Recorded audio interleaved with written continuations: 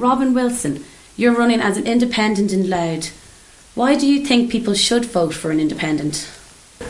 Well, I think this year it's very important that people consider their options in terms of independent candidates, for the simple reason that both the government parties and the opposition parties seem to be taking the same line on the important issues in the country, namely that they seem to be accepting that we should take on the terms of this so-called bailout plan, which has been imposed on us by the EU and the IMF.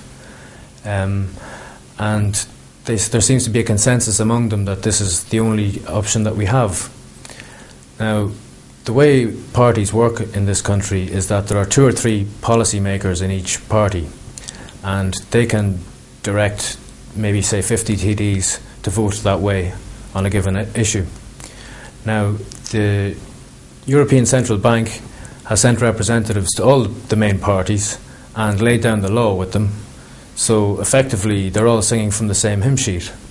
I believe that this so-called bailout is fundamentally wrong and fundamentally bad for the country. And an awful lot of most people that I'm speaking to also believe the same. So independents are the only ones that are actually representing the views of the Irish people. And the more independence we get in the Dáil, the more diversity of views we'll get, and the more debate there'll be, and the more the government will be challenged when they try to impose these diktats from the European Central Bank, as we've seen in the last couple of years. In the last couple of years, our economy has effectively been run by the European Central Bank. Every decision Brian Lenihan has made has been dictated to him by the European Central Bank.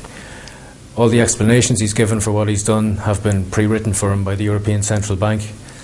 And as a result, every decision he's made has been to the detriment of Ireland.